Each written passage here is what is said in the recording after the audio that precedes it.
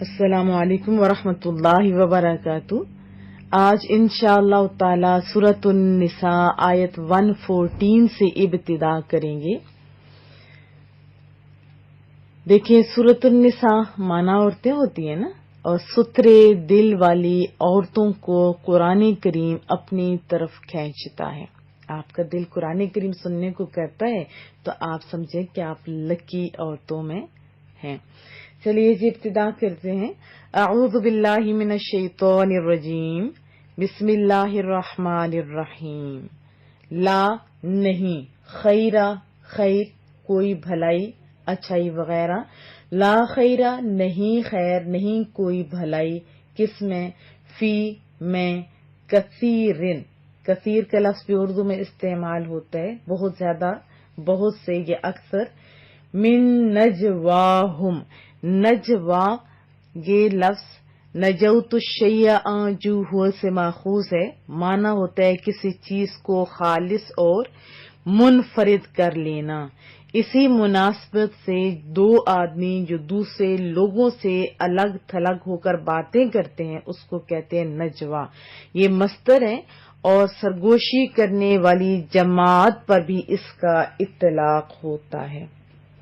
لا خیر فی کثیر من نجواہم، نہیں کوئی بھلائی ان کی اکثر سرگوشیوں میں، الا مگر، ہمارا حکم کرے، بصدقۃ کس چیز کا؟ صدقہ کا، سوائے ان لوگوں کے جو حکم دیں صدقہ دینے کا، ان کی سرگوشی ٹھیک ہے، او یا معروفن یا نیک بات کا یا نیک کام کا، معروف کام کا، اچھائی والے کام کا، سوائے ان لوگوں کے جو صدقہ دینے کا یا نیک کام کا حکم دیں، او یا اصلاح، اصلاح بھی اردو کا لفظ ہوتا ہے، اصلاح کرنا، صلح کرانا، دو بندوں کو سمجھا بجھا کے صلح کروا دینا ایٹسٹرا، بین درمیان،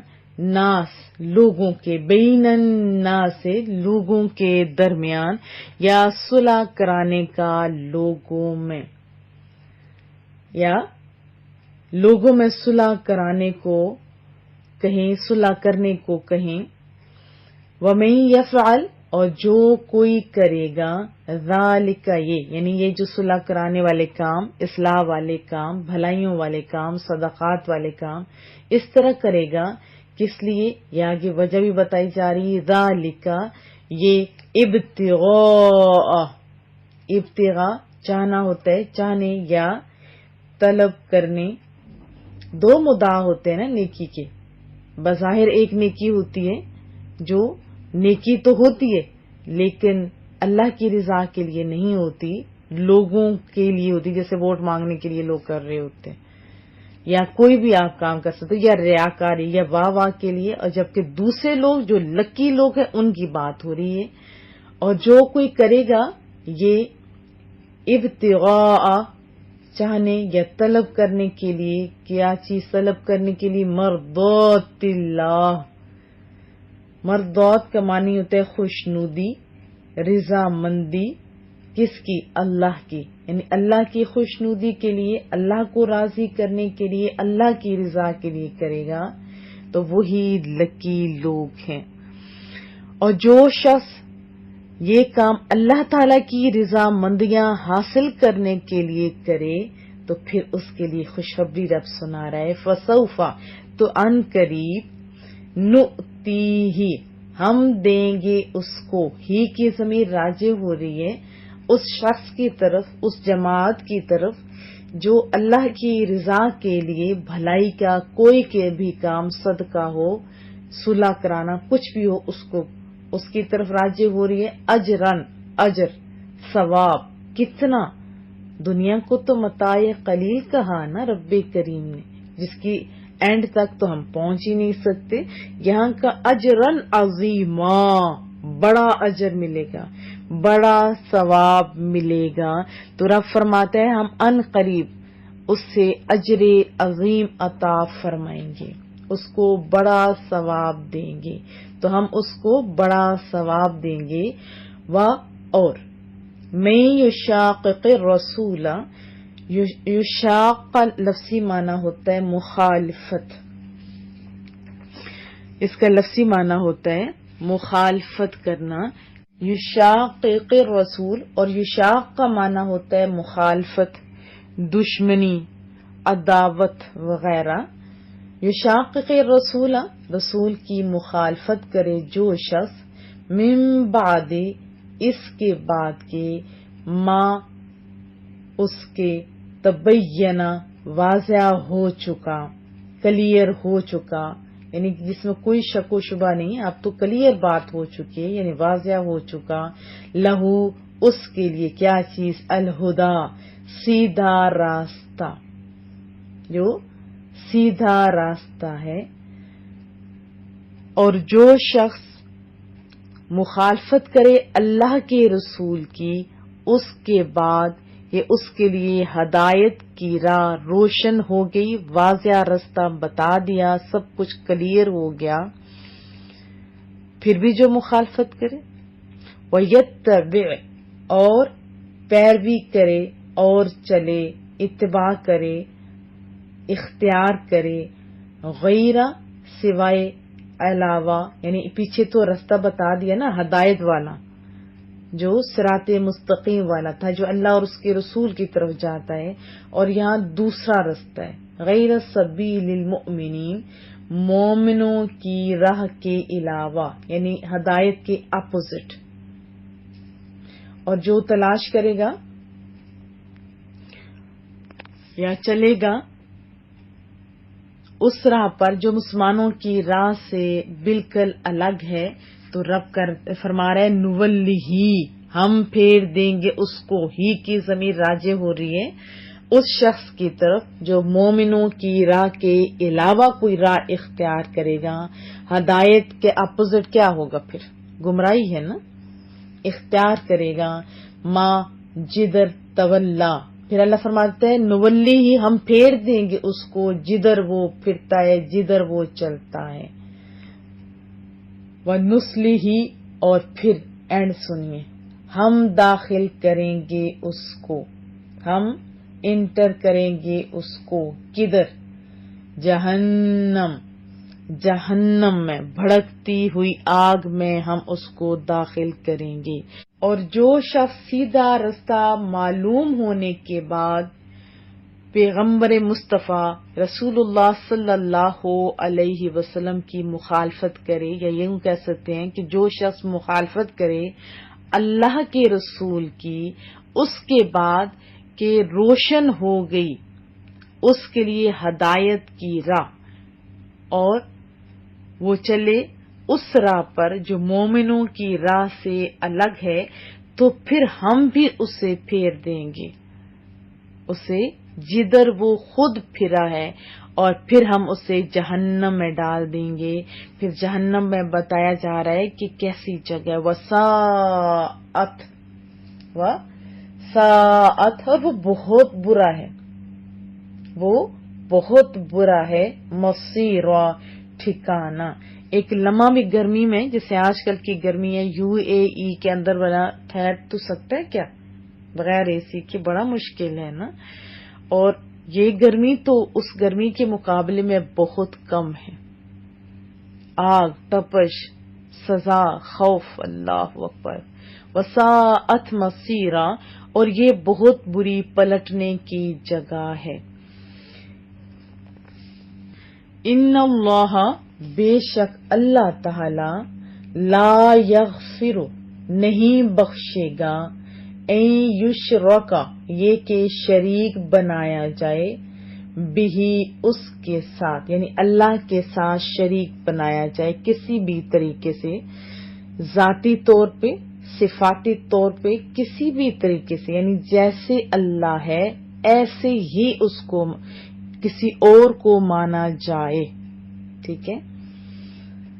وَيَغْفِرُ، اور بخش دے گا، ما دون، جو اس کے سوا ہے، ذالک، اس کے، لمن یشاء، جس کے لیے چاہے گا، وَمَن یشرک باللہ، اور جس نے اللہ کے ساتھ، یعنی جو کوئی بھی، اور جس نے اللہ کے ساتھ شریک ٹھہرایا، فقد، پس تحقیق، ضل، وہ گمراہ ہوا، وہ بھٹک گیا، وہ ضلالت میں چلا گیا، ضلالا بعیدا، ضلالا بعیدا، دور کی گمراہی میں۔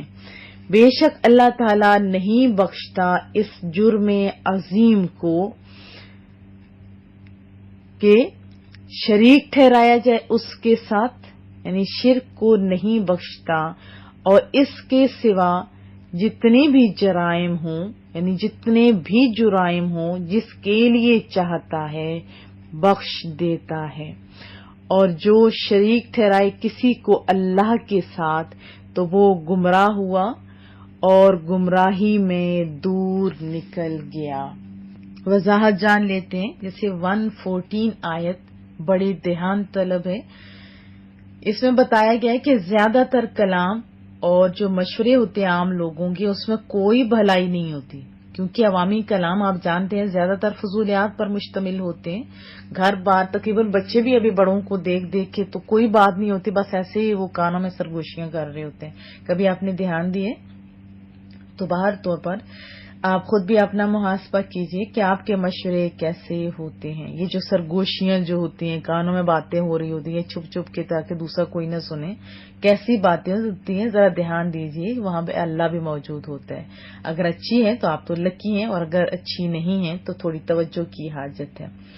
فرمایا کہ بجائے اس کے کہ یہ فضولیات پہ اپنا ٹائم بھی ضائع کرتے، گناہ بھی سمیٹ لیتے، بہتر تھا یہ اچھے کاموں کے لیے اچھے کلام یا مشورہ کرتے، جیسے صدقہ دینے کا حکم دیتے، یا لوگوں کو نیکی کی دعوت دیتے، یا نیکی کی دعوت عام کرنے کے لیے مشورہ کرتے، یا لوگوں میں صلح کروانے کے لیے مل بیٹھتے، تو ایسے لوگوں کے مشوروں میں خیر اور بھلائی ہے۔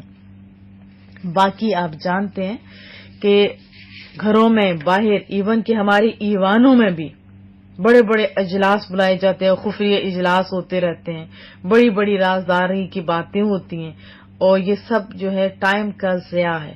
باہمی گفتگو تو باہر طور پر بسا اوقات اچھی ہوتی ہے، لیکن رزلٹ آپ جانتے ہیں کچھ خاص نہیں ہوتے۔ تو ہم لوگوں کو کیسے کام کرنے، اس کی طرف توجہ دلائی جا رہی ہے، اس کی طرف توجہ دلائی جا رہی ہے کہ ٹائم بھی مت ضائع کرو اور اچھے کام کرو۔ ایسے کام خالی باتوں پہ محیط نہیں ہونی چاہیے، عملی طور پہ بھی کچھ کر کے دکھانا ہے۔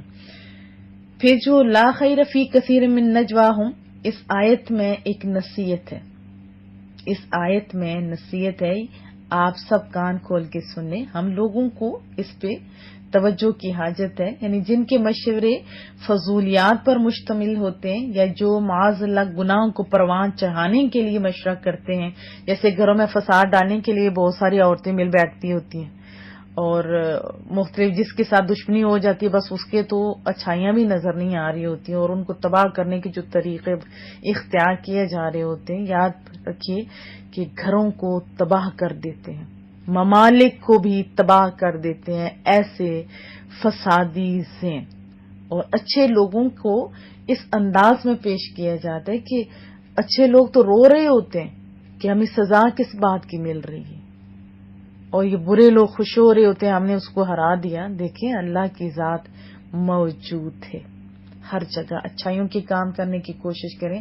تو بہرحال جو فضولیات پہ کام کر رہے ہوتے ہیں ان کو تو اپنی آنکھیں کھولنی چاہیے، اور اسی طرح جو گناہ کو پروان چڑھانے کے لیے مشورہ کرتے ہیں، جیسے سینما بنانا، بے حیائی کے سینٹر بنانا، فلمی صنعت کی ترقی کے لیے مشورے کرتے ہیں، اور یہ سارے مشورے خیر سے خالی ہوتے ہیں بلکہ شر سے بھرپور ہوتے ہیں۔ آپ جانتے ہیں کہ کس انداز میں ننگے دھڑنگے لوگ سامنے ہوتے ہیں، اور کس طرح انداز میں ہمارے بچوں کے مائنڈ خراب ہو رہے ہیں۔ اللہ تعالیٰ ہم لوگوں کو ہدایت دے۔ ہاں، جو لوگ اچھے کام کر رہے ہوتے ہیں، نیکی کے مشورے کر رہے ہوتے ہیں، ملک کے مسائل حل کرنے کے لیے، قوم کی پریشانیاں دور کرنے کے لیے، عوام کے معاملات سلجھانے کے لیے، لڑنے والوں کے درمیان صلح کروانے کے لیے، اسی طرح میاں بیوی یا گھروں کے اندر جو نا اتفاقیاں ہوتی ہیں ان کو دیگر، اسی طرح رشتہ داروں کے جو جھگڑے بھی ہوتے ہیں ختم کروانے کے لیے، دوستوں میں ناراضگی ختم کرنے کے لیے، جائز دوستی کروانے کے لیے، مشورے کرتے ہیں تو یہ خیر کے سارے مشورے ہیں اور یہ مبارکباد کے مستحق بھی ہیں، کیونکہ خاص انہی لوگوں کا تذکرہ ہے نا۔ تو ہمیں کیا چاہیے کہ نیکی کی دعوت دیں، لوگوں کو خیر اور بھلائی کی طرف لے کے آئیں۔ آپ قرآن کریم کو کتنے لوگوں کی دعوت دیتے ہو؟ آپ مجھے ذرا بتائیے کہ ہم لوگ اس طرح سنتے ایک ایک لفظ کا ترجمہ ہوتا ہے اور پھر اس میں گرامر بھی ہوتی ہے، مسائل بھی ہوتے ہیں۔ کیا آپ نے محبتوں سے کبھی کہا میری بہن میں نے سنا ہے تم بھی سنو؟ اتنا اچھا ہے۔ چلو ہم بھی اپنی آخرت کے لیے کچھ کر لیتے ہیں، آپ کو بھی آ جائے گا اور دوسروں کو بھی آ جائے گا۔ فائدہ کس کا ہوگا؟ آپ کی نیکیوں میں کمی ہوگی؟ نہیں۔ آپ ذرا اپنا محاسبہ کیجئے، کیا آپ نہیں چاہتے کہ ہر بندہ نیک ہو، ہمارا بچہ نمازی ہو، لوگوں کو سنتوں کے بارے میں پتہ ہو تاکہ ہم بھی پابند ہو، وہ بھی پابند ہو جائیں؟ پھر خوف خدا ہو، عشق مصطفیٰ صلی اللہ علیہ وسلم ہو، بے حیائی کا خاتمہ ہو، لڑائی جھگڑے ختم ہو اور ہم سارے باعمل بن جائیں، ہر ایک کا گھر امن کا گہوارہ بن جائے۔ امن ہر کوئی چاہتا ہے، یاد رکھیں، لیکن امن کے لیے کوشاں بہت کم لوگ ہوتے ہیں، اور جو کوشاں ہوتے ہیں بہت کم لوگ ہوتے ہیں کہ ان کا ساتھ دیں۔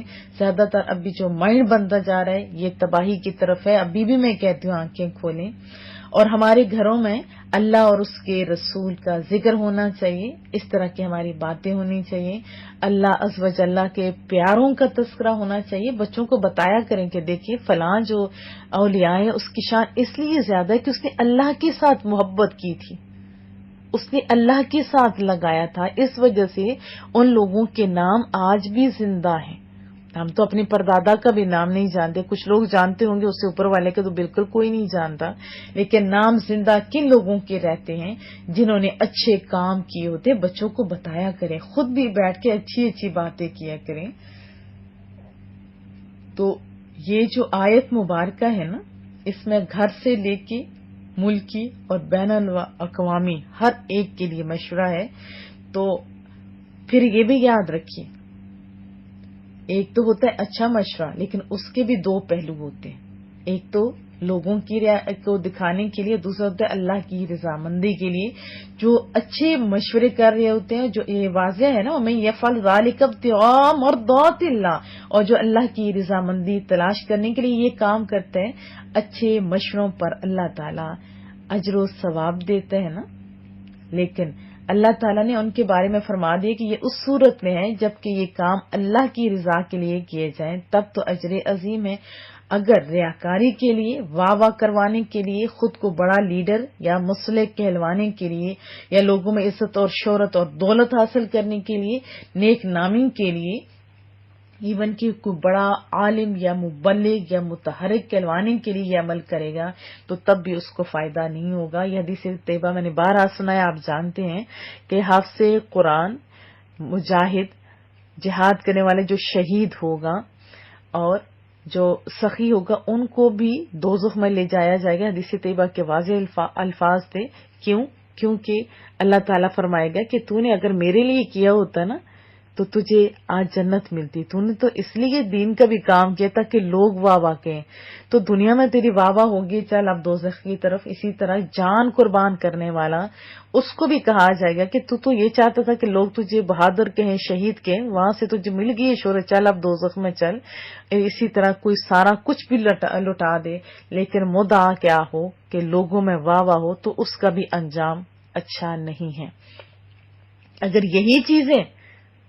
یہی چیزیں آپ اللہ کی رضا کے لیے کریں گے تو یاد رکھیے آپ کو واہ واہ بھی مل جائے گی، واہ واہ بھی مل جائے گی، لوگوں کے دلوں میں محبت بھی اللہ ڈال دے گا، کامیابیاں بھی آپ کو ملیں گی اور آخر میں جنت بھی ملے گی۔ پھر آیت 115 کے اندر وَمَن يُشَاقِقِ الرَّسُولَ، یعنی جو رسول کی مخالفت کرے، اس آیت میں دو چیزیں بتائی گئی ہیں۔ ایک یہ کہ رسول اللہ صلی اللہ علیہ وسلم کی مخالفت جائز نہیں، جو مخالفت کرتے ہیں ان کو ذرا آنکھیں کھولنی چاہیے، اور دوسرے مسلمانوں کے راستے سے ہٹ کر چلنا بھی جائز نہیں، کیونکہ مسلمانوں کا راستہ کس کا راستہ ہے؟ اطاعت رسول کا ہے نا، تو اس سے ہٹنا اطاعت رسول سے ہٹنا ہے۔ اس آیت سے ایک یہ بھی بات پتہ چلتی ہے کہ مسلمانوں کا اجماع، اتفاق، حجت یہ دلیل ہے اور اس کی مخالفت جائز نہیں۔ جیسے کہ کتاب و سنت کی مخالفت جائز نہیں. تو اس سے کیا پتہ چلا کہ مسلمانوں کا راستہ یہ صراط مستقیم ہے. حدیث طیبہ میں آتا ہے کہ جماعت پر اللہ کا ہاتھ ہے، یہ نسائی کی حدیث طیبہ تھی. اور پھر حدیث طیبہ میں ہے کہ سواد اعظم یعنی بڑی جماعت کی پیروی کرو، جو اس گروہ سے جدا ہوا وہ جہنم میں گرا. تو اس سے کیا پتہ چلا کہ ہمیں قرآن و سنت کی پیروی کرنی چاہیے. تو کیا میں توقع رکھوں؟ اور 116 آیت میں بتایا گیا کہ اصل میں یہ حضرت عبداللہ بن عباس کا قول ہے کہ یہ آیت ایک بوڑھے اعرابی کے حق میں نازل ہوئی، جس نے رسول اللہ صلی اللہ علیہ وسلم کی خدمت میں حاضر ہو کے عرض کیا کہ یا نبی اللہ، دیکھیے میں تو بوڑھا ہو گیا ہوں، گناہوں میں غرق ہوں، لیکن ایک بات ہے کہ جب سے میں نے اللہ عز و جل کو پہچانا، اس پر ایمان لایا، اس وقت سے میں نے اللہ کے ساتھ کسی کو شریک نہیں ٹھہرایا، یعنی اس کے سوا کسی اور کو کارساز حقیقی نہیں بنایا. ویسے تو آتے تھے رسول اللہ صلی اللہ علیہ وسلم کے پاس بہت سارے لوگ، جیسے علم میرے پاس لوگ علم حاصل کرنے کے لیے آتے ہیں، کوئی چیز مانگنے کے لیے آتے ہیں، تو کیا یہ شرک ہو گیا؟ نہیں. اگر کسی کو خدا سمجھ کے جایا جائے گا تو تب شرک ہوگا، باقی نہیں. بہرحال اس نے کہا کہ میں نے جرت اور دلیری کے ساتھ گناہ میں مبتلا نہیں ہوا، بس ہوتا تھا گناہ ہو گیا، اور ایک پل بھی میں اللہ سے یہ گمان نہیں کیا کہ اللہ عز و جل سے میں بھاگ سکتا ہوں، میں شرمندہ ہوں، تائب ہوں، مغفرت چاہتا ہوں. تو اللہ عز و جل کے یہاں میرا پھر بتائیے نا محبوبہ کیا حال ہوگا. تو پھر یہ آیت مبارکہ اتری تھی. تو اسے کیا پتا چلا کہ شرک نہیں بخشا جائے گا. اگر کوئی مشرک مرے گا، اس کے لیے کوئی ایصال ثواب بھی نہیں کرتا، پیچھے سے کوئی دعا بھی نہیں کرتا، اس کی توبہ بھی قبول نہیں ہوتی. اتنی بڑی سزا کیوں؟ آپ جانتے ہیں کہ دنیا کا کیا رول ہے، سارے جرم حکمران بخش دیتا ہے، چھوڑ دیتا ہے، لیکن جو بغاوت کرتا ہے اس کی سزا ملک بدر ہوا کرتی ہے. جانتے ہیں نا؟ تو یہی قانون ہے. تو بہرحال اس آیت میں ایک اور بات جو پتہ چلی کہ گناہ کبیرہ لوگ بڑے کر دیتے ہیں، اللہ بخش دے گا نہیں. یاد رکھیں یہ بھی دھیان طلب بات ہے. گناہ کبیرہ، حقوق العباد، تمام گناہ قابل مغفرت ہیں، یہ سارے قابل مغفرت ہیں. لیکن توجہ کی کیا بات ہے اس میں؟ یہ کہ امید ہے کہ اللہ بخش دے گا، امید ہے. اگر کسی کا دل دکھائے آپ اس سے معافی مانگیں، اگر نمازیں رہ گئی تو اس کو آپ کور کرنے کی کوشش کریں، اپنے معافی مانگیں. تو امید ہے کہ اب شیر بن کے آپ نے نہیں کہ اللہ بخش دے گا تو ہم لوگ گناہ کرتے جائیں، یہ بات ہے. یہ دیکھیں امید ہے، کیونکہ اللہ نے فرمایا یہ جس سے چاہے بخشے. اب اللہ عز و جل کسے چاہے گا یہ تو پتہ نہیں نا. تو اس لیے گناہ، کوئی بھی گناہ کا صغیرہ ہو، چھوٹے چھوٹے گناہ میں بار بار جب آپ کرتے رہو گے تو وہ بھی تو گناہ کبیرہ بن جاتے ہیں نا. تو گناہ پر دلیری نہیں ہونی چاہیے. یہ آیت گناہ پر دلیر ہونے سے روک رہی ہے. تو کیا میں توقع رکھوں؟ اللہ پاک ہم لوگوں کے لیے آسانیاں پیدا کرے کہ ہم لوگ انشاءاللہ تعالی اس رستے پہ چلیں گے جو اللہ اور اس کے رسول کا رستہ ہے. اللہ آپ کو کامیابیاں دے. بہت خوبصورت آیات تھیں، اپنا محاسبہ کیجیے. طوالت کے سبب اب میں سوال نہیں کر رہی ہوں، آپ خود اپنی ذات سے سوال کریں کہ ہم کہاں پہ کھڑے، ہمیں کیا کرنا چاہیے. اور اچھی جماعت کے ساتھ رہیے جو مسلمانوں کو مسلمان ہی کہتی ہے، کیونکہ بہت سارے لوگ ایسے بھی ہیں کہ جو بخاری شریف کے حدیث طیبہ رسول اللہ صلی اللہ علیہ وسلم کا فرمان، ایک وقت آئے گا کہ لوگ کفار اور مشرکین پر اتری ہوئی آیات کو مسلمانوں پر چسپاں کریں گے. فرمایا وہ سب سے بدترین جماعت ہوگی. تو اللہ پاک ہم لوگوں کو بری صحبتوں سے بھی بچائے. اچھی صحبتیں نصیبوں والوں کو ملتی ہیں، اچھی صحبتوں کے آپ متلاشی بھی رہا کیجیے.